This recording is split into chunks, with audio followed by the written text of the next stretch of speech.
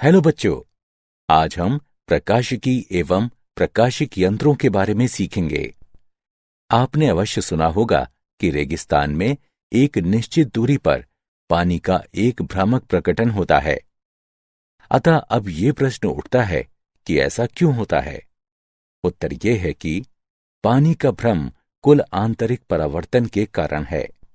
यह प्रकाशिकी घटना है जो दूर की वस्तुओं के उल्टे प्रतिबिंबों के साथ पानी का भ्रम उत्पन्न करती है। अतः इस सारे मॉड्यूल में हम प्रकाश के परावर्तन और अपवर्तन के बारे में सीखेंगे। उद्देश्य: इस पाठ के अंत में आप निम्न करने में सक्षम हो जाएंगे।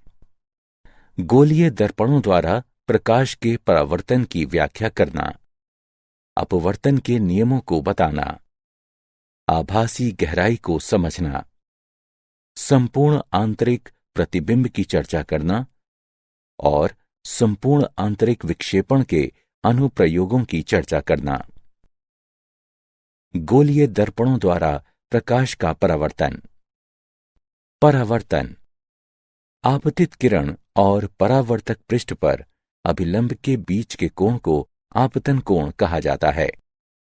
परावर्तित किरण और परावर्तक पृष्ठ पर अभिलंब के बीच के कोण को परावर्तन कोण कहा जाता है।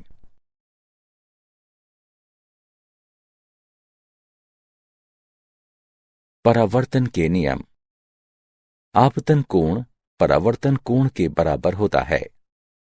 आपतित किरण, परावर्तित किरण और पृष्ठ अभिलंब एक ही समतल पर अवस्थित रहती हैं। परावर्तक पृष्ठ समतल या वक्र हो, यह नियम प्रत्येक बिंदु पर लागू होता है। गोलीय दर्पण: गोलीय सतह के एक भाग से बने दर्पण को गोलीय दर्पण कहा जाता है। दो प्रकार के गोलीय दर्पण होते हैं: अवतल दर्पण और उत्तल दर्पण। गोलीय दर्पण जिसमें प्रकाश इसके अंदर अवतल सतह से परावर्तित होता है, उसे अवतल दर्पण कहा जाता है। गोलीय दर्पण जिसमें प्रकाश इसके बाहरी उत्तल सतह से परावर्तित होता है, उसे उत्तल दर्पण कहा जाता है। गोलीय दर्पण की त्रिज्या R वक्रता की होती है और इसकी वक्रता का केंद्र बिंदु C पर स्थित होती है। एक गोलीय दर्पण के ज्यामितीय केंद्र P को ध्रुव कहा जाता है। ध्रुव और गोलीय दर्पण के वक्रता के केंद्र को जोड़ने वाली रेखा को मुख्य अक्ष कहा जाता है। चिन्ह परिपाटी: आपतित किरण की दिशा में नापी गई दूरियों को धनात्मक माना जाता है और जिनको विपरीत नापा जाता है उनको ऋणात्मक माना जाता है। ऊपर की ओर मापित ऊंचाइयों को धनात्मक और अधोमुखी मापित को ऋणात्मक माना जाता है। गोलीय दर्पणों की फोकल दूरी: जो किरणें एक गोलीय दर्पण के मुख्य अक्ष के निकट गमन करती हैं और इसके साथ छोटे कोण बनाती हैं, उनको पैराऑक्सियल यानी उपाक्षीय किरणें कहा जाता है। बिंदु F को दर्पण का मुख्य फोकस कहा जाता है। ध्रुव और फोकस के बीच FP दूरी को गोलीय दर्पण की फोकल दूरी कहा जाता है, जिसको F द्वारा निरूपित किया जाता है। फोकल दूरी और वक्रता त्रिज्या के बीच संबंध। अवतल दर्पण द्वारा बनाए गए प्रतिबिंब: जब वस्तु बिंदु C से परे है तो प्रतिबिंब होगा C और F के बीच में, वास्तविक और उल्टा, वस्तु से छोटा। जब वस्तु बिंदु C पर है तो प्रतिबिंब होगा C पर, वास्तविक और उल्टा, ऊंचाई में उतना ही जितनी की वस्तु है। अवतल दर्पण द्वारा बनाए गए प्रतिबिंब: जब वस्तु बिंदु C और F के बीच है तो प्रतिबिंब होगा C से परे, वास्तविक और उल्टा, वस्तु से बड़ा। जब वस्तु बिंदु F और P के बीच है तो प्रतिबिंब होगा दर्पण के बीच में, अवास्तविक और सीधा, वस्तु से बड़ा। दर्पण समीकरण। दिया गया चित्र एक वस्तु ए बी और उसके प्रतिबिंब ए डैश बी डैश को दर्शाता है, जो फोकल दूरी एफ के अवतल दर्पण से बना है। एमपी पैराएक्सियल किरणों के लिए सीपी पर एक सीधी रेखा को लंब रूप में लिया जा सकता है। तब दो समकोणीय त्रिकोण ए डैश बी डैश एफ और एम वी एफ एक समान हैं, ताकि ए डैश बी डैश बटे एम पी बराबर बी डैश एफ बटे एफ पी बराबर बी डैश पी घटा एफ पी बटे एफ पी। चूंकि एम पी बराबर ए बी, तो हम लिख सकते हैं ए डैश बी डैश बटे ए बी बराबर बी डैश पी घटा एफ पी बटे एफ पी। इसका एक नाम रखें। चूंकि कोण ए पी बी बराबर कोण ए डैश पी बी डैश समकोणीय कोण ए बी पी और ए डैश बी डैश पी भी एक समान हैं, ताकि ए डैश बी डैश बटे ए बी बराबर बी डैश पी बटे बी पी। इसका दो नाम रखें। समीकरण 1 और 2 की तुलना करने से हम पाते हैं बी डैश पी घटा एफ पी बटे एफ पी बराबर बी डैश पी बटे बी पी। इसका नाम 3 रखें। चिन्ह परिपाटी को लागू करने पर हमको मिलता है वस्तुओं की दूरी बी पी बराबर घटा यू, प्रतिबिंब की दूरी बी डैश पी बराबर घटा वी, फोकल दूरी एफ पी बराबर घटा एफ। इसलिए समीकरण 3 को घटा वी घटा का घटा एफ बटे घटा एफ बराबर घटा वी बटे घटा यू तक कम किया जा सकता है, या 1 बटे वी जमा 1 बटे यू बराबर 1 बटे एफ। इस समीकरण को दर्पण समीकरण के रूप में जाना जाता है। रैखिक आवर्धन m। वस्तु h की ऊंचाई के साथ प्रतिबिंब h डैश की ऊंचाई का अनुपात m बराबर h डैश बटे h। दिए गए प्रतिबिंब के लिए रैखिक आवर्धन घटा v बटे u है। उदाहरण, 10 सेंटीमीटर के एक अवतल दर्पण के सामने एक वस्तु को रखा गया है। अगर इसका प्रतिबिंब दर्पण के सामने 20 सेंटीमीटर की दूरी पर है, तो वस्तु की स्थिति क्या होनी चाहिए? हल दिया गया है f बराबर घटा 10 सेंटीमीटर, v बराबर घटा 20 सेंटीमीटर। 1 बटे v जमा 1 बटे u बराबर 1 बटे f। 1 बटे u बराबर 1 बटे f घटा 1 बटे v। 1 बटे u बराबर 1 बटे घटा 10 घटा 1 बटे घटा 20। इसका तात्पर्य है 1 बटे u बराबर घटा 1 बटे 10 जमा 1 बटे 20। 1 बटे u बराबर घटा 2 जमा 1 बटे 20। u बराबर घटा 20 सेंटीमीटर, यानी कि दर्पण के सामने वस्तु को 20 सेंटीमीटर की दूरी पर होना चाहिए।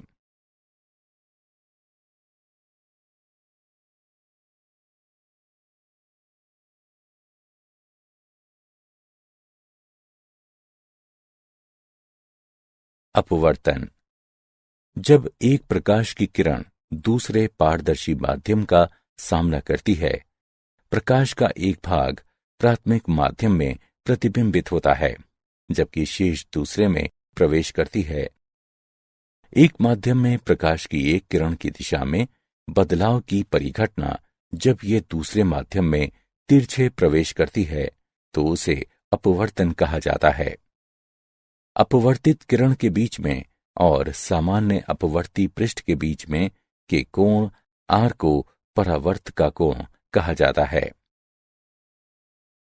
अपवर्तन के नियम। अपवर्तन के नियम।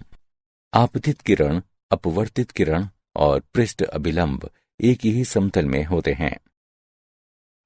आपतन कोण I के साइन का अनुपात और अपवर्तन कोण R का साइन माध्यम के एक दिए गए जोड़े के लिए स्थिरांक है। इस नियम को स्नेल का नियम कहते हैं। गणितानुसार स्नेल का नियम देता है साइन I बटे साइन R बराबर n21, जहां n21 स्थिरांक है। इसको माध्यम 1 के संबंध में माध्यम 2 का अपवर्तनांक कहा जाता है। अगर n21 बड़ा है 1 से तो अपवर्तित किरण अभिलंब की ओर झुक जाती है। अगर n21 छोटा है 1 से तो परावर्तित किरण अभिलंब से दूर झुकती है। एक माध्यम का अपवर्तनांक जितना ऊंचा होगा, प्रकाशिकीय स्तर पर वो उतना ही घना होगा। आभासी गहराई। अपवर्तन के कारण वस्तु दूसरे माध्यम जैसे पानी में उठती हुई मालूम होती है। पूर्ण आंतरिक परावर्तन। जब प्रकाश की एक किरण सघन से विरल माध्यम में परिधि पर आपतित होती है, ये अभिलंब से दूर मुड़ जाती है। आपतन कोण में बढ़ोतरी के साथ अपवर्तन कोण बढ़ता है। सघन माध्यम में किसी निश्चित आपतन कोण के लिए विरल माध्यम में तत्संबंधी अपवर्तन कोण 90 डिग्री होता है। इस विशेष आपतन कोण जिसके लिए तत्संबंधी अपवर्तन कोण 90 डिग्री है, इसको एक क्रांतिक कोण कहा जाता है, जो C द्वारा निरूपित किया जाता है। अगर आपतन कोण क्रांतिक कोण से परे बढ़ता है, परावर्तन के नियमों का पालन करते हुए आपतित किरण सघन माध्यम में वापस आ जाती है। इस परिघटना को पूर्ण आंतरिक परावर्तन कहा जाता है।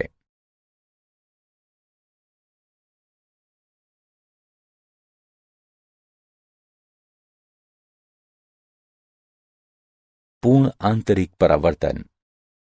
पूर्ण आंतरिक परावर्तन के लिए स्थितियां। किरण को सघन माध्यम से विरल माध्यक में अवश्य गुजरना चाहिए। दिए गए माध्यम के जोड़े के लिए सघन माध्यम में आपतन कोण क्रांतिक कोण से अवश्य बड़ा होना चाहिए। माध्यमक के अपवर्तक सूचकांक और कोण में संबंध। अगर ND और NR सघन और विरल माध्यक क्रमानुसार अपवर्तक सूचकांक हैं, तब स्नेल के नियम से साइन I बटे साइन R बराबर NR बटे ND। महत्वपूर्ण कोण सूचकांक के लिए I बराबर C और R बराबर 90 डिग्री सेल्सियस। इसलिए साइन C बटे साइन 90 डिग्री बराबर NR बटे ND। इसका तात्पर्य साइन C बराबर NR बटे ND है। अगर दुर्लभ माध्यम में VR प्रकाश की गति है और VT वो भी घने माध्यम में, तब साइन C बराबर VT बटे VR।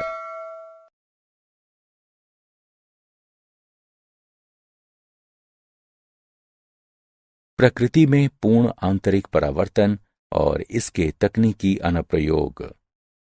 मृग तृष्णा। रेगिस्तानों में कभी कभी एक व्यक्ति एक पेड़ का उल्टा प्रतिबिंब देखता है, जो पेड़ के निकट एक तालाब की मिथ्या धारणा देता है। इसे मृग तृष्णा कहते हैं। हीरों की जगमगाहट। हीरा हवा इंटरफेस के लिए क्रांतिक कोण बहुत छोटा होता है, लगभग 24.4 डिग्री। जब बाहरी स्रोत से प्रकाश अच्छी तरह से कटे हीरे में प्रवेश करता है, हीरा अपने अंदर अनेक पूर्ण आंतरिक परावर्तनों को झेलता है। जब किसी पृष्ठ पर आपतन कोण 24.4 डिग्री से कम होता है, केवल तब अपवर्तन हो सकता है। इस प्रकार हीरे में सभी दिशाओं से प्रवेश करने वाला प्रकाश किन्हीं दशाओं से बाहर निकलता है।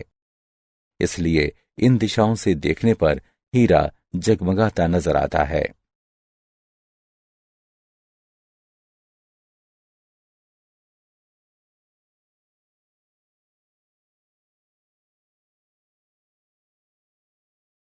प्रिज्म। जब किसी प्रिज्म के अपवर्ती पृष्ठ पर एक किरण अभिलंब रूप में आपतित होती है, वो बिना मुड़े गुजरती है और कांच इंटरफेस पर 45 डिग्री के कोण पर आपतित होती है, जो 42 डिग्री के क्रांतिक कोण से बड़ा होता है, और इस प्रकार पूर्ण आंतरिक परावर्तन होता है। एक पूर्ण परावर्ती प्रिज्म को प्रयोग किया जा सकता है। किरणों को 90 डिग्री से विचलित करने हेतु, किरणों को 180 डिग्री विचलित करने हेतु, बिना किसी प्रकार विचलित किए हुए उल्टे प्रतिबिंब को सीधा करने हेतु, प्रकाशिकी फाइबर तंतु। एक प्रकाशिकी फाइबर पूर्ण आंतरिक परावर्तन युक्ति है, जिसके द्वारा एक प्रकाश संकेतों को एक स्थान से दूसरे को ऊर्जा की नगण्य हानि के साथ संचारित किया जा सकता है। क्या आप जानते हैं, सन 1670 से 1672 तक न्यूटन प्रकाशिकी पढ़ाते थे। इस दौरान उन्होंने प्रकाश के अपवर्तन और प्रकाश के परावर्तन की खोजबीन की। विलब्रॉड स्मेल ने सन 1621 में प्रकाश के अपवर्तन पर अपने सिद्धांत दिए। सारांश। आइए हमने जो कुछ सीखा है उसे संक्षेप में दोहराएं। एक गोलीय सतह के एक भाग से बने एक दर्पण को गोलीय दर्पण कहते हैं। दर्पण समीकरण 1/v जमा 1/u बराबर 1/f। एक माध्यम से प्रकाश की एक किरण की दिशा में बदलाव की घटना जब ये दूसरे माध्यम में तिर्यक प्रवेश करती है, इस घटना को अपवर्तन कहा जाता है। स्नेल का नियम देता है sin I/r बराबर n21, जहां n21 स्थिरांक है। इसको माध्यम 1 के संबंध में माध्यम 2 का अपवर्तनांक कहा जाता है। संपूर्ण आंतरिक परावर्तन के लिए स्थितियां। किरण को सघन माध्यम से विरल माध्यम में अवश्य गुजरना चाहिए। सघन माध्यम में आपतन कोण को दिए गए माध्यम के जोड़ के लिए क्रांतिक कोण से अवश्य बड़ा होना चाहिए।